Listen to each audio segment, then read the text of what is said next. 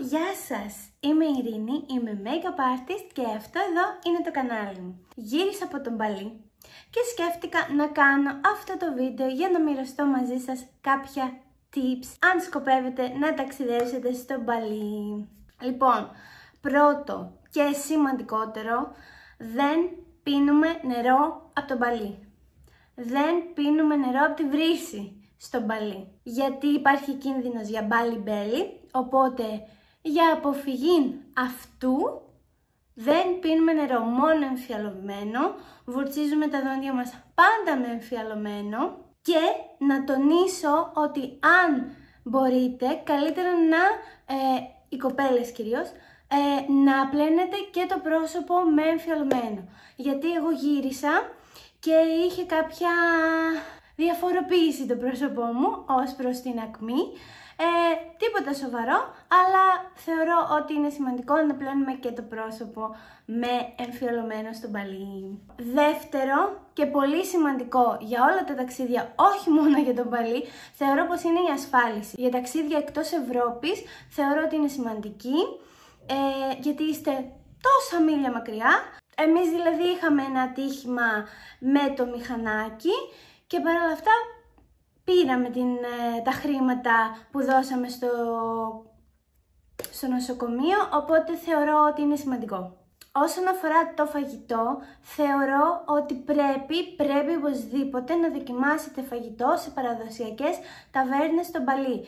Λέγονται warung, να εδώ πώς γράφονται, και πραγματικά αξίζει το παραδοσιακό φαγητό όσο τίποτα. Είμαι ένας περίεργος άνθρωπος όσον αφορά το φαγητό, δεν τρώω καυτερά, δεν τρώω, αλλά το φαγητό στο Μπαλί αξίζει, ειδικά σε τέτοια μικρά ταβερνάκια παραδοσιακά που είναι και πάμφθηνα.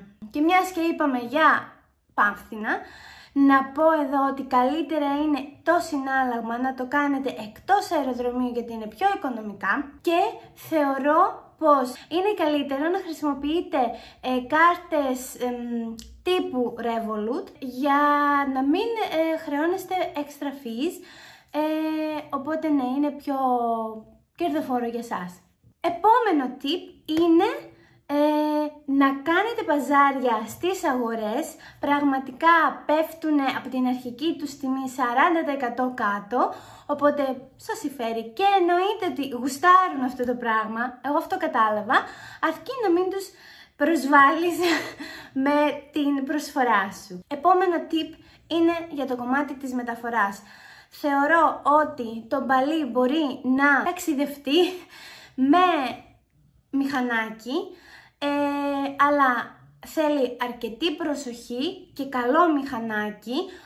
Το κομμάτι αυτό είναι πάμφθηνο, είναι γύρω στα 3 ευρώ με 7 ευρώ maximum θεωρώ το μηχανάκι, να νοικιάσετε μηχανάκι στο Μπαλί. Επίσης υπάρχει και εναλλακτική να έχετε οδηγό μαζί σας, που θεωρώ ότι είναι μια καλή λύση αν δεν οδηγείτε και φοβάστε, καλός λόγος και αυτός, και κοστίζει γύρω στα 30 ευρώ τη μέρα, ανάλογα που θέλετε να πάτε, πόσες ώρες κτλ. Και επίσης, όσον αφορά τη μετακίνηση μέσα στο Μπαλί, υπάρχουν και εφαρμογές όπως GoGrab και GoJack που μπορείτε να τις έχετε στο κινητό σας και να παίρνετε, είναι κάτι σαν Uber ουσιαστικά, οπότε ακόμη μια λύση. Επόμενο tip αφορά τα σαρόγκ, είναι κάτι σαν παρεό, θα το πω εγώ με απλά λόγια, που φοράμε για να μπούμε στους ναούς. Υπάρχουν πάρα πολλές παγίδες με διανοούμενους από έξω από τους ναούς, οι οποίοι προσφέρουν σαρόγκ με πολύ ακριβές τιμές και δεν υπάρχει κανένας λόγος να γίνει αυτό από τη στιγμή που συμπεριλαμβάνονται τα σαρόγκ στην τιμή του εισιτηρίου για τον κάθε ναό. Επόμενο tip είναι να αποφύγετε το νότιο Μπαλί αν θέλετε να δείτε γνήσιο και αυθεντικό Μπαλί, γιατί το νότιο Μπαλί έχει γίνει κάτι σαν, δεν ξέρω πώς να το πω, αλλά πραγματικά αν θέλετε να δείτε κάτι πιο αυθεντικό, χωρίς αλυσίδες, χωρίς πάρα πολλούς τουρίστες, να δείτε κάτι πιο αυθεντικό, να δείτε ναούς και όλα αυτά, προτιμήστε κεντρικά και βόρεια. Οι μαϊμούδες, παιδιά, τις μαϊμούδες στο μπαλί τις προσέχουμε, είτε είναι στο Monkey Forest, είτε είναι οπουδήποτε αλλού. Γενικά να έχετε τα πράγματά σας στη τσάντα σας, δεν φοράτε γυαλιά, δεν φοράτε καπέλο, δεν φοράτε οτιδήποτε εξέχει και μπορεί να σας το πάρουν. Γενικά προσοχή στις μαϊμούδες. Επόμενο tip αφορά τα αξιοθέατα. Καλό θα ήταν λοιπόν, αν θέλετε να δείτε χωρίς κόσμο τα αξιοθέατα στο μπαλί, είτε στην Ουσαπενίδα που έχω πάει κι εγώ, θα ήταν να ξυπνήσετε πάρα πολύ νωρίς, για να τα δείτε με την ησυχία σας, χωρίς κόσμο, και να απολαύσετε τη θέα, την ηρεμία και όλα αυτά, γιατί μετά από κάποια συγκεκριμένη ώρα, ας πούμε μετά τις 9:30-10 το πρωί, γεμίζει κόσμο, μαζεύει κόσμο, οπότε δεν απολαμβάνονται όσο προσωπικά όσο θα ήθελα εγώ. Και επίσης είναι ένα θετικό, διότι στο μπαλί ξημερώνει νωρίς και νυχτώνει νωρίς, οπότε αλλάζεις λίγο τις ώρες σου, ξυπνάς ας πούμε 6:30, βλέπεις τα αξιοθέατά σου το πρωί και μετά έχεις τη μέρα σου για πιο χαλαρά πράγματα. Κάποιοι ναοί βέβαια από αυτούς που έχω επισκεφτεί εγώ ήταν αρκετά άδειοι ακόμα και μέσα στη μέρα, οπότε κάντε λίγο την έρευνά σας και νομίζω ότι θα είναι μια χαρά.